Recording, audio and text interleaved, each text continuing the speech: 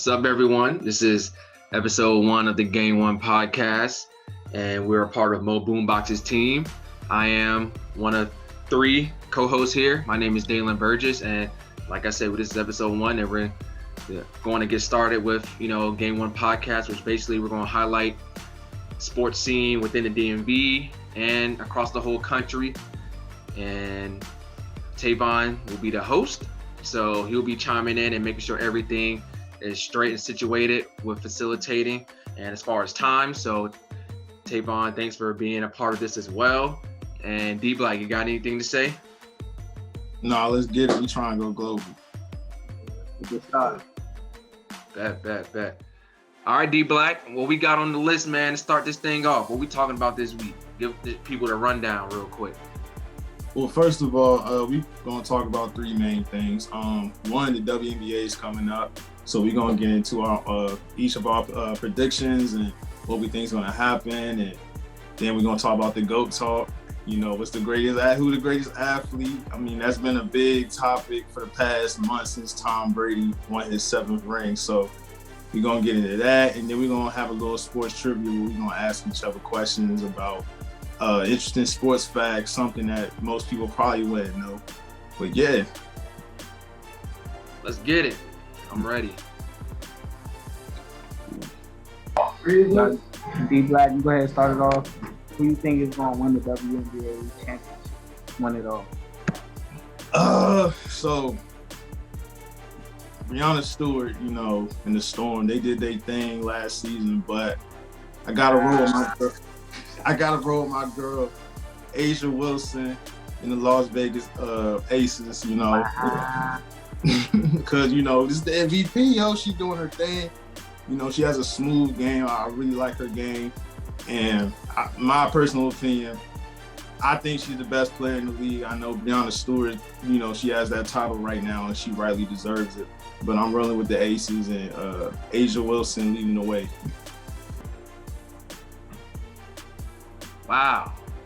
Mm-hmm. What you got to say about that, David? Yeah, man. Like you said, Seattle, they're a tough team to beat, and they showed why they were the best team last year. They do have the best player, like you mentioned, in Breonna Stewart. So I'm taking my chances of Seattle Storm going back to back, primarily led by Breonna Stewart, because what can't she do? She can obviously score. She's one of the best scorers in the league right now. If not history, that's still up for debate as she continues to progress in her career. Then the supporting cast around her is pretty good as well. Sue Bird, she's a legend in her own right, so she's still there chugging along, breaking / shattering WNBA records. So just that veteran leadership, and just the coaching, from the coaching staff all the way down, they've instilled the confidence into this team, and that's my pick to run it back. I know that's probably not going to be their official saying, but I'm pretty sure they're going to try to run it back.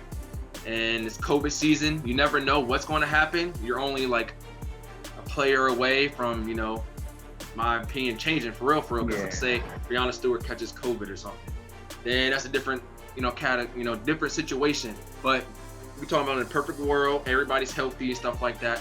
I have Seattle winning it again. I'm going to go ahead and say the Sparks. I think the Sparks are going to get it together. Things have been rocky lately, but I think the Sparks are going to get it. And of course, the hometown team. I'm a Mystics fan. And, but the Sparks just let go of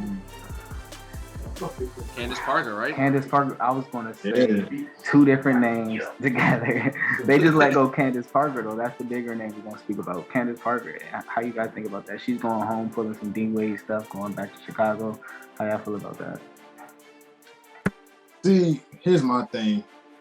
I feel like, and just to briefly bring up the NBA, I feel like you've seen this happen in the NFL too. I feel like you see these players, they're watching, NBA stars, what I'm saying, taking kind of control of their destinies and choosing basically what's best for them. So when you look at Candace Parker's situation, I feel like that kind of inspired that, what I'm saying? Because in the WNBA, it's a little different as far as like player movement and things like that. And you still got the WNBA draft coming up, and players still got to make moves and things of that nature. But as far as that, I like it personally. I like it for her. You know what I'm saying? I can't really speak on, what Chicago Sky will do from there, but I like the move for her personally. But I don't see Chicago doing too much because Candace she's getting up there, man. She's been playing since I was in high school. You know what I mean? Right. She had a decent season last year, but I feel like there was a reason why LA had a disappointing season and lost last year in the playoffs. Yeah, man, to your credit, like, those are good points. I would have loved to see her, remain as, LA Spark for life. I was moving. What's up? I said my fault. I was moving. Yeah. I was trying to get a better position. Yeah, I would have loved to see Candace Parker just have her whole career as an LA Spark, but nowadays, that's few and far in between. Who would have thought Tom Brady was going to leave New England after 20 years? You would have told me that he would have went to Tampa Bay to win a championship. That wouldn't even sound right because he already won 6 with New England. He was going to retire a Patriot. But things happen, stuff like that. So for Candace to go to her hometown team, if she was to leave the Sparks at all, we sort of like to see that because obviously Chicago made her who she is, and she wouldn't be who she is as a player and a person if it wasn't for Chicago. So, a nice little homecoming in the latter part of her career to, send her off on a high note. Hopefully, she can still play at a high level, put hopefully fans in the seats later, later years, of course. stuff like that. So good for her. As long as she's happy, as long as the athlete's happy and she's content with it, she's probably getting her bag too. Then, hey, I'm all for it. But in the perfect world, I would have loved to see her remain LA Spark for life. Of course. I mean, if you're an LA fan, you would love to see everybody stay in that purple and gold as long as they can. But I said that because we normally don't see that within the WNBA. You have mostly Sue Bird. She's been with Seattle for most of her career. She had ample opportunity to leave and go somewhere else. Luckily, she didn't. They got Breonna Stewart in the championship out of that. But that's why I was saying that, because it was when I saw it, I was like, wow, someone's leaving Los Angeles. Like someone's leaving in the WNBA. Somebody's leaving their home team, the team that drafted them. Is crazy. But that's why it was just a shock to me. So, and then you bring up the Tom Brady conversation. So, who do you guys have in your top 5 GOATs? It don't even have to be important. Okay, that's simple. Well, my all-time, I thought about this too, man. Like, it's tough because I had Serena, I had to ponder on her for a minute, but I got to go with Jordan. That's my number 1. Respectfully. But after that, it's really a toss-up for the rest of the 4. But I would have to say Serena, Muhammad Ali. This is gonna sound real biased, but Kareem. You gonna put the weight in Big man in there. Well, he's like, he loved that man. Loved basketball. But where am I at? And I would have to say Tom Brady, man. I feel like he deserved it, man. I know a lot of people have their reasons for not liking it. I get it. But 7 rings is 7 rings, man. So I got to put Tom Brady in there. You go ahead, Daylan. Tavon shaking his head like, yo. Yeah, man. So starting off number 1 for me, just like you, Jordan. Nothing more, nothing less, man. Just what he did for basketball and the culture. And what he's done for athletes, that be able to build their brand with that. Jordan is number 1 on my list. Number 2, I'll say Serena as well, because 23 Grand Slam titles. That's a lot. She's up there with, the men when it comes to Grand Slams. Federer has 20, he's up there in the 20s, like low 20s. And she has the second most Grand Slam titles in female history. So she just won away from tying it for being first all time. So yeah, definitely have Serena second. Third, I'll put Tom Brady third, because like you said, rings, what he's done, 7 out of 10. He's been in 10 Super Bowls, won 7. As much as, haven't been the biggest Patriots fan. I'm not a Tom Brady fan, but you just gotta respect greatness. And you gotta respect greatness. And his come up is real. He got drafted late, like 6th or 7th round. No 6th or 7th rounder is supposed to have 7 rings, especially as a quarterback. That was as a starting quarterback. Yeah, so he started off, back of the line and worked his way up to be the great. So just from the work ethic standpoint, all the way up to now, and then first year winning with a different team, that's tough. Yeah. 4th, I have to put Tiger Woods in there, man. Like Tiger's done a lot, man. I would not be watching golf if it wasn't for Tiger. Like he's changed how the world portrays golf, definitely the United States. Being an African American male that he is, he brought the swag, his own persona to the game of golf, and look what he's done. Even to this day, he's nowhere near his prime. But every time Tiger Woods play, I sort of have the golf back on my radar because I want to know what he's doing. Even the chances of him winning nowadays are slim to none. Yeah, that's right. So that's 4. 5th one, I would say I put Magic Johnson in there. Magic is tough because he's, in my opinion, one of the greatest point guard of all time. Nobody would be doing all these fancy passes, no look dimes. I know he wasn't the first one to do that, but he made it cool. Yeah, you can say that. The 80s. For our generation, yeah. For him to come in not a shooter at all, and then to over the years develop that. We all know he had a passing game, and he's a 6'8" guard, bro. Like nobody can stop him. He has a nice little handle, and he played 1 through 5 in the positions. First year he won the ring, he played center because Kareem was hurt. Center. Mm-hmm. Like what? Who does that and was effective with it? So for what he's done, just for the game of basketball, he was like prime. So I got to throw in the LA person in there. So there you go. He said throw in LA person. I don't mean to stop you, say, because I just remember I didn't even name my 5th, but my 5th is Muhammad Ali, by the way. No, you said Muhammad. You did say Muhammad. You said I did? Yeah, you put him like the 3rd. I feel like I didn't talk about it enough. Go ahead. You could. All right.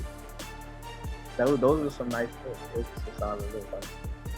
You threw Magic in there, then Tiger Woods, and then he threw Muhammad Ali in there. Like people don't even think about Muhammad Ali in these conversations as far as what you see on the internet and on Twitter and stuff. Respectfully, we see like ESPN and TV. They know that they do their own work. But I'm gonna start my list off with Serena. I think I told you guys that already. I respect it. But more, like you said with Tiger Woods, I wouldn't be paying attention to tennis if it wasn't for Serena. It was other people, Arthur Ashe and all of those folks that introduced me to tennis, but as far as now today, I wouldn't be watching none of that. Nah, I did it. And then, respectfully again, Jordan, 7, he did it. That 3-year span, I seen a stat that said 3 years, he won 3 championships, 2 finals MVPs, and some other stuff. Like, in 3 years, like, what? Like, the accolades he had built up within that time, it's unbelievable. And then number 3, I always respected Tom Brady. Always respected Brady, but with that being said, I had to put the same respect on LeBron James. His career's not over yet, neither is Tom, but I have to say LeBron James, then Tom Brady. And then I'm going to close it out with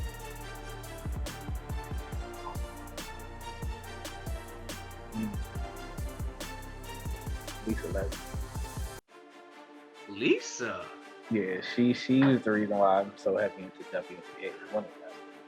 Oh, that was like I always loved watching her play because it was effortless. She was fluid in the game. She knew how to do it. She knew how to do it all. And then just from like her high school days, and like to hear about how that ridiculous 100+ point game she did that no one can't come around to find evidence of. But it was like, oh, okay. And then I watched her play, and then I seen her dunk, and I was like, okay. That's when I started like, I just gained a different level of respect for those women. So Lisa Leslie being. Wow, I like that. Lisa Leslie. Yeah, she was the first woman to dunk in the WNBA. Exactly. I think she's a 2-time champ, right? Mm-hmm. Yeah, 2-time champ and definitely a WNBA pioneer. So, hey, okay, respect. I just tried not to rename some of y'all names. That's it. But yeah, like as we said, the list is going to change as over the generation. And yeah, but right now, that's what I'm saying. I wasn't even trying to include too many old players or old athletes that we may have seen. And yeah, so what was the next thing we had to talk about? I wanted to say something about that Lisa Leslie. But that's interesting you say that, because me personally, I don't even think like, well, I don't even say that. Lisa Leslie, I don't consider her my GOAT as far as like, you know, with basketball. My GOAT for basketball is actually Cheryl Miller. She never got a chance. Yeah, she was good. Cheryl Miller was good. But I'm telling you, I feel like if she got in the league, she was a disadvantage. It would have been crazy. But you can say the same thing about a lot of players on both ends. Glenn Byers on the men's side too. Yeah. So, and then if Maya Moore never left her, she would still be dominating right now. Past 2 years wouldn't be Breonna Stewart or Della Dawn. It would be Maya Moore. Yeah, I feel you. Yeah. But that wraps up our GOAT debate. For real. Just for right now, we're gonna have that conversation. Yeah, we gonna get back to that. More. Don't y'all worry. Y'all can even drop y'all GOAT list down, and y'all can criticize ours. We were just trying to get the conversation started. Exactly. Right. Intro. We will talk about more of the GOAT debate as time goes on. So stay tuned, stay locked in, and be sure to add your comments as to who is in your top 5 GOAT list. Mo Boombox family. Thanks. Most sports with it. Shoot, speaking of most sports, man, let's get into some trivia. I'm trying to learn something. See if y'all can catch me off guard. Shoot, you want to let's see. You go ahead, Dave. All right, this is for both of you guys. E Black and Tavon. So, as you just know, the Australian Open just wrapped up, and Naomi Osaka won. With this Grand Slam title win, how many does she have in her career now? Ooh, hold up. I just read this jump. Hold up. Naomi? Yeah, Naomi Osaka. How many Grand Slam titles does she have now after she just won the 2021 Australian Open last week? I just read it. I didn't click on the article. I just seen the headline. That was one of the trades I saw. Like, oh yeah, shout out to her. I would be mad when you tell me the answer. I promise I'm gonna be mad. I want to say 9, but I might be wrong. No, I was gonna say something crazy like you were saying 9. I was gonna say something crazy like 3 or 4. Like yes. So the answer is 4. Yeah, see, because she won 2 Australian Opens and 2 US Opens. That's what. 2. Okay. Yeah, she only 23, bro. To win 9 already, she just getting started. But I know she started in that GOAT conversation. I know she started training when she was like 6 years old or something like that. She had a pro debut at like 16. So I'm thinking like, okay, she actually been in the game for a minute. Because tennis, they start early. That's why. Look at Coco. Yeah, look at Coco Gauff. She came up on the scene. Was that like last year? She had a little Cinderella run. She was 15 or 16 or something like that. Now she's 16, 17. So yeah, they start young. And Naomi, she's, in her first couple years, they're saying she wasn't making it to all these Grand Slam titles. She was getting like knocked out in the early rounds of these Grand Slams. So basically learning and growing as you go. And her breakthrough was that first US Open when she was 20 in 2018. That's when she beat Serena, and that's when, Serena made news. I remember she had that quote-unquote meltdown, and she was arguing with the ref and all that. And that's when I got hit. To the media, took some thunder away from Naomi Osaka winning it. That was Naomi's first one, and ever since, she's been on a roll. That's crazy. That's when I got hip to her, too. Yep, and that's when she came up on the scene. Like, who beat my GOAT of tennis? Oh, she black? who is this? That's my disagreement. She might be the next big thing. Absolutely, man. And she was dating my man's Corday. That really got me. I'm like, yeah, she legit. I gotta, you know what I'm saying, support that. Shout out Maryland. All right. D Black, what you got for us? Oh yeah, because I don't know which one I want to ask. I actually got two questions too. They both basketball. I feel like y'all might guess one of them. But I'm gonna ask y'all the one I feel like y'all ain't gonna guess for. But who is the only player in NBA history? In fact, here's a hint. This player averaged 37 and 5, 2 steals and a block in the 2000s. One of the seasons. I ain't gonna say which season it is because I might give it away. But he's the only player in NBA history to record 2,000 points, 500 assists, 100 steals, and 100 blocks in a season. He's under 6'5", I think it was. Only player to do it in NBA history. Who said in the 2000s? Yeah, he played. He did this during the 2000s. I ain't gonna say which season it is. It might give it away. Understood. It wasn't AI or Steve Nash. You say AI or Steve Nash. Who you say, Daylan? Jason Kidd, like. Well, he said steals.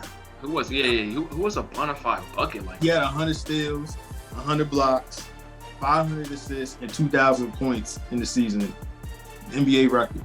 Oh, 2,000 points in the season. Yeah. Not Steve Nash. I'm gonna say Kobe. AI Kobe. He's under 6'5". Yeah, Kobe 6'6", something like that. Yeah. AI's a good guess, by the way. I wanted to piggyback off of Tavon because I think it might be AI, but I'm gonna just say somebody different. I'm trying to think of somebody different besides AI. Charles Bubachuk. I feel like. Is it AI? Hard. You going with AI, Tay? Yeah, I'm going with AI. He said under 6'5". I don't know anybody under 6'5". Like, Penny was on. But that's 2000s. Oh, okay. D-Wade. That's my answer. Because he's a Heat fan. D-Wade. I should have thought of that. I thought the second one was going to be a Miami. Only player to do that. And I'm going to ask y'all my next one. This one, I feel like this is not common knowledge. I feel like it should be. This is an old school player that played back in the day. He's the only player in NBA history to average 48.5 minutes a game. Keep in mind, it's only 48 minutes a game. So he was averaging 48.5, a minute and a half a game in the season. Only player to do it. Dennis Rodman. You said who? Dennis Rodman. You going with Dennis Rodman? Okay. Was this in the 90s? I'm not finna say what era. You gotta tell us the era. No, I feel like you gotta tell us the era. I can't say the You era. said old school, so I'm trying to think old school or old school. I'm gonna say this. It definitely was before our time. It was before the 90s, but I'm not saying if it was the 80s, 70s, right. 60s. I recant my answer. I say Magic. Carmelo. Magic, Carmelo. Is that your final answer? Yeah. Yes. Wilt Chamberlain. Well, I mean, shoot. You're only gonna score 100 points in the game. You gotta play a lot of minutes. That's what I'm saying. That's what I say. Bro, you're not getting out that game if you're scoring 100. That's what I'm saying. Wilt was underappreciated, man. Like, I feel like now he's underappreciated because I don't feel like people understand like how much in shape you gotta be to do that tough. In a season. Play every single second of a game throughout a season, man. Like, that's not easy to do. I don't care if you're playing against plumbers, JV basketball, or in the pros. That's not easy to do, man. He said JV or plumbers in the pros. Nah, they weren't plumbers. They wasn't. I'm just saying that in general, just to let people know, like, that's not easy to do, man. What he did is not easy. I don't care. I can't even do that playing against whoever because I get tired. You gotta come out and get some water. I get tired. All right. Shout out Wilt, man. The GOAT. Speaking, okay. It should be an easy one because y'all had this thinking. We'll end it on a good night, good note. How many rings does Robert Horry have? 7. Robert Horry, 7. All right. And then how many does he have with the Lakers? 3. Ooh, yeah. I was about to say that next. 2000. Was he really though? 01 and 02. All right, and what other team did he win on with? That's that you gotta tell the other team. Houston Spurs. Rockets and the Spurs. Yeah. How many? 2 and 2. Like 2 with, because you went back to back in them 2 years Jordan was out. Then he was in the 3-peat with the Lakers in the early 2000s, and then 05 and 07 he won with the Spurs. That man did his homework right there. Nah, you know what's crazy though? Because you said the right answer, so you can't even guess that. For real, bro. Like I had that question on here too. Which NBA player? I had that, bro. So I was about to ask y'all that. That's why I said I was trying to figure out which one to ask, and I was like, I'm gonna go with the easy one. Feel me? That's easy right there. How many he had and where he did that. But this is nice. You better than me. I was trying, you know what I'm saying, mess your heads up. Oh yeah, nah, I'm gonna get some this. I ain't want to ask y'all no questions. Like I was gonna ask dumb questions like who got drafted behind so and so. Like you ain't gonna remember who got drafted number 17. But this was a nice episode. You guys kept it moderate as far as I can tell. We continue this. I don't know when we're gonna shoot next time, but anything you want to say to the people before we head out, or anything you want to cover before we close out? Yes, thank you guys for watching the first episode of the Game One podcast. More to come. We're gonna cover all the hottest sports topics that's going on. We're not just talking about like what's going on the court or on the field. We're gonna get culture and how politics affects sports and all that too. So make sure y'all tuning in. And check more of us out at moboombox.com, where we talk about lifestyle and fashion and music and sports and everything. So make sure y'all checking in and tapping into us. Go off that merch a little bit. Yeah, man. Shout out Mo Boombox, the Mo Boombox family for, getting this initiative off the ground. Mo Sports, that's our thing. That's what we talk about. That's what we do. Sports is our life. So we figured that, hey, let's just turn this to a little digital podcast for you all to have, so we all can have some fun, get to continue to know each other better and know you guys as an audience. So thank you guys for tuning in to episode 1. And this is just the beginning. We'll tap in with y'all soon. Tune in, stay safe, stay healthy, and all that. Stay COVID-free. Man, thanks for tuning in. Make sure y'all log on to Mo Boombox for merch, for media updates, articles, all of that. We cover everything, and there's gonna be a whole lot more coming soon later on in the year, especially with this podcast and other things with Mo TV. So make sure you're paying attention to Mo TV. We're definitely trying to bring on more content for you guys. And leave a comment on what you think we should do or how you think we did and what we missed out on and what we should cover in the next few episodes.